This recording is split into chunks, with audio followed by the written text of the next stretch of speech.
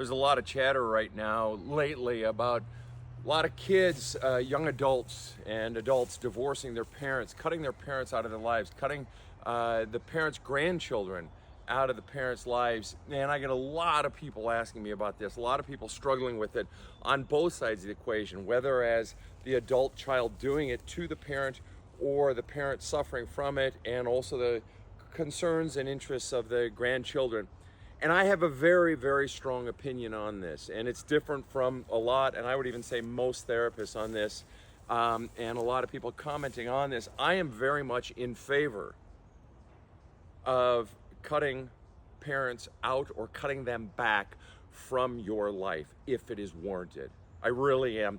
And let me tell you why. It's for a number of reasons. Now, it doesn't necessarily have to be permanent situations, but I get so many adult, older parents of these adult children saying, what, you know, these kids, these young people, they need to be responsible. They need to be accountable for their own lives. It's time to stop blaming your parents, to which I say to the parents, it's time to become responsible and accountable for what you did. Period. You had all the power, literally 100% of the power for your kids' lives. All the power. Were you a good steward of that power? Now, you may say, oh, I did my best. Did you? You may say, well, I meant well, and so on and so forth, but it doesn't matter. See, in any relationship in life, whether it's a work relationship or a lover relationship or a parent-child relationship or a friendship relationship, when you've hurt somebody, you apologize. And you don't just give a 5-cent apology for a $500 crime. You enumerate. You do line item. I did this, I shouldn't have.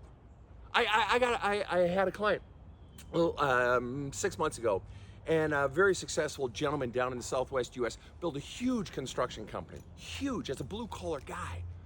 And he had alienated his 2 sons, alienated them both. And he came to me and he says, I want that relationship back. I said, you have to let go of the relationship. They may not want it with you, but if you want to actually help your sons heal, even though you may not ever get a relationship with them, if you want to help them heal, well, I can help you do that. And I made him go through and enumerate the things that he had done to hurt his son as he sought sons. And then we worked through what needed to be said and how he could apologize. And then going to his sons, or at least sending this to him and saying, what else have I done to alleviate their burden? I get people in their 50s, 60s, 70s, 80s who are still longing for the approval, the acceptance, the acknowledgement of the pain caused by the parent. And very often those parents, if you're in your 50s, 60s, 70s, 80s, your parents are dead, and yet they're still longing for it. They long for accountability. Your children long for you to be accountable, and you want there to be no price. So many people say, well, these young people, you know, they need to be responsible for their own lives. They need to be accountable. So do you. So am I in favor? Yeah. And you want to know why? I think of it on a meta scale too. Because my father always used to say, Sven, the pendulum swings back and forth. And the pendulum for so long has favored the parent, has favored, just keep the relationship with your now adult parents. Just, you know, make the family work at all costs, and you suck it up, and you got to move on, you got to let that shit go, you got to forgive. Bullshit. How is our parenting between 0 and 18 ever going to change of generations unless each succeeding generation of new parents realizes there are prices if you fuck up. There are prices if you don't work harder. There are prices if you don't own the problems that you are causing. There are prices if you don't understand the long-term ramifications of causing pain when they were young. And it's not just the pain you cause, it's the underlying messages you are sending to the child. All of my work is fundamentally about the core beliefs you are teaching your children about themselves. And very often, most of the case, in our 20s, 30s, 40s, 50s, 60s, 70s, we are still being run by core beliefs we can't even see, which is what I write about in my book, There's a Hole in My Love Cup, in my podcast, The Badass Counseling Show. All of it is about this. So am I in favor of cutting off your parents if it's warranted? Yeah. Yeah, I am. You want to know why? Because they need to be fucking accountable. And there is a price. And one of the questions I regularly ask people is the crime that your parent committed when you were growing up, from, let's say, randomly say 0 to 18, whatever the pains, whatever the messages they sent you about your worth, about your importance, about your lovability, about your wantability. Is what they did then the worst part for you, or is it the worst part the fact that they never fucking apologized?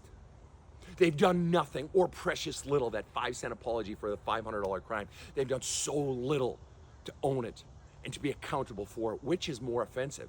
Because a parent can say, well, I did all my best back then. Yeah, but what have you done since? Oh, I don't want to own it. So many people see apology as weakness. So many people say, well, I don't want to apologize. I didn't really do anything bad. Of course, you don't want to look at the shit you did.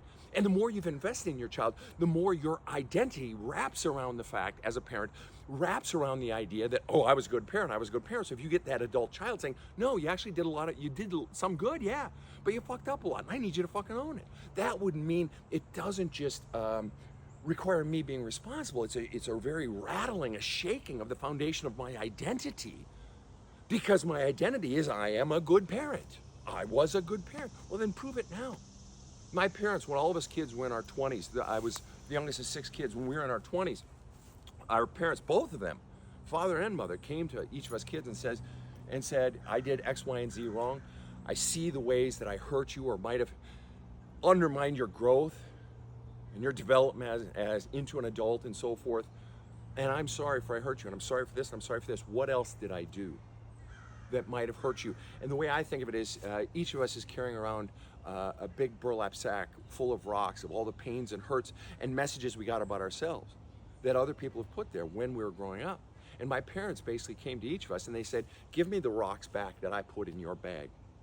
Give me the rocks back. I created that problem. I created those pains. Give them back to me so that you don't have to carry it. Your life should be taking off and you don't need to be weighted down by the shit I've done. Then again, both of our parents did it with each of us kids.